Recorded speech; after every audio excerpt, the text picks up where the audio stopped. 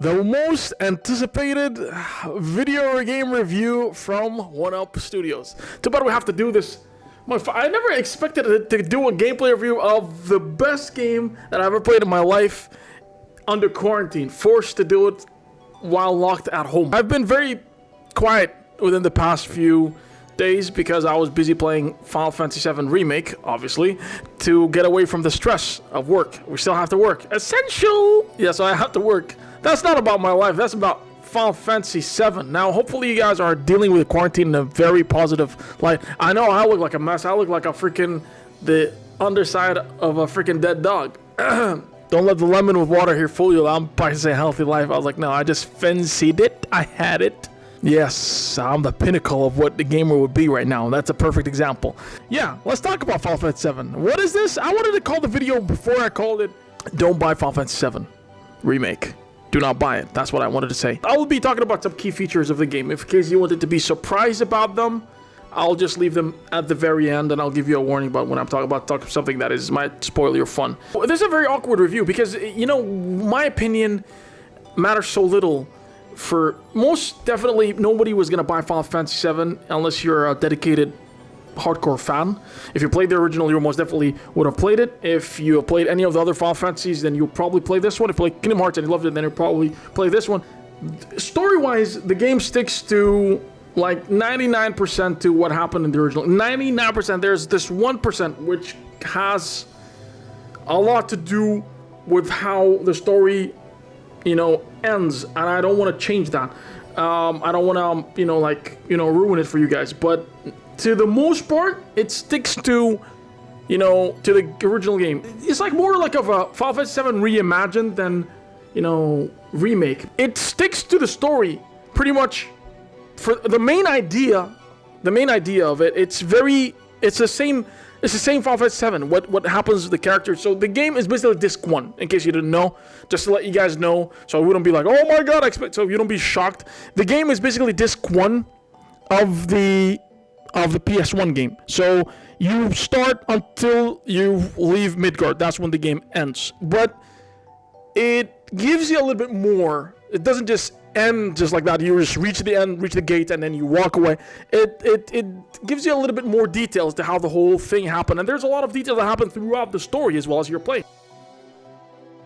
There's a lot of characters that you get to know a little bit more, like Biggs, Wedge, Jesse, and wow, yeah, here's Jesse.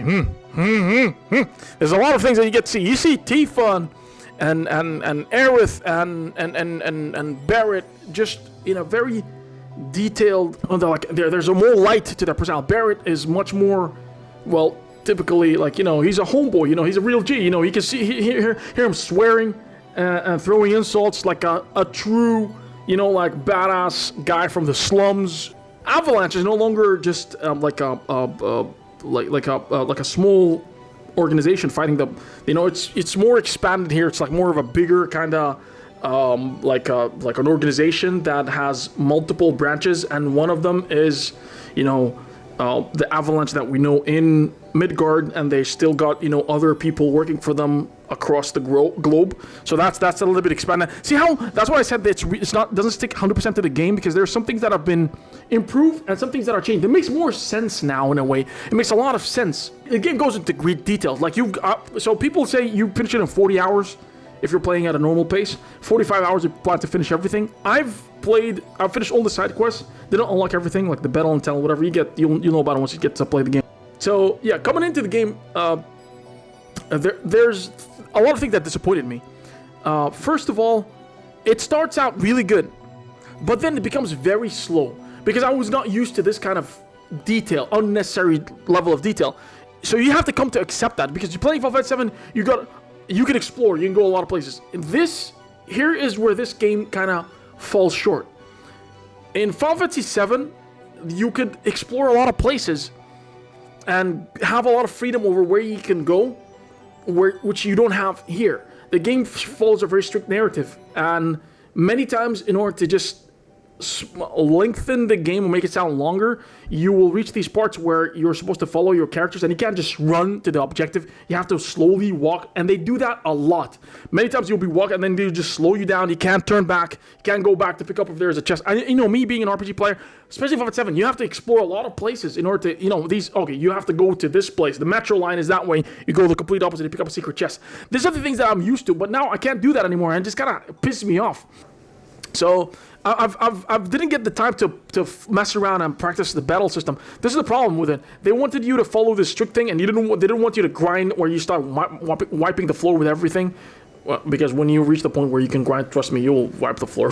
The game will get considerably easier. So, you know, I'm playing Final Fantasy 7. I want to level up my materia. I want to level up my characters. I want to get better. This is like an action-based battle. I want to be able to get familiar with the whole fighting mechanics, and I can't do that because the game is just shoving me into a different boss battle every minute. I can't get the chance to learn how to fight. So I didn't get good until like really late. So you never get to choose when do you have your party member.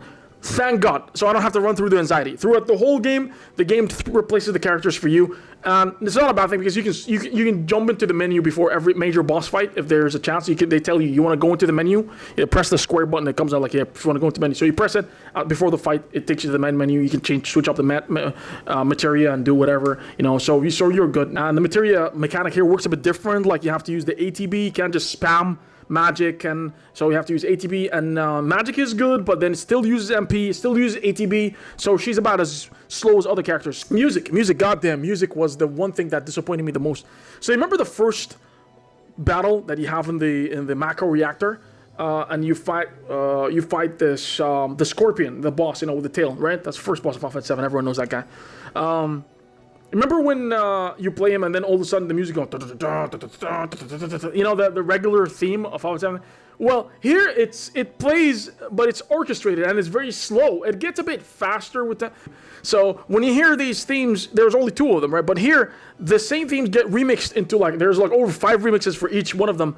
And in boss battle, there's phases, right? And the music starts very slow and then gets heavier and heavier. And then to one of the boss battles, you start getting you're hearing it it's like an orchestrated, and then it becomes you start hearing some guitar riffs and stuff, and then it turns on into freaking black metal, like heavy metal, you know, at the end of the phase 3, and it becomes really heavy. You get to grow to love the music. It starts really slow, and they put emphasis on voice, a lot of the interaction between characters. The interaction between characters, oh my god, Barrett, oh, dude, my G, I love this guy. When this guy opens up his mouth, I know something good is coming out. Cloud is a little bit more quiet now. He's more cold, more, straight to the point. I love his character. I love Cloud so much. This is the kind of characters that are the stoic, very, I do things for myself. He's kind of, selfish yet still caring in a way.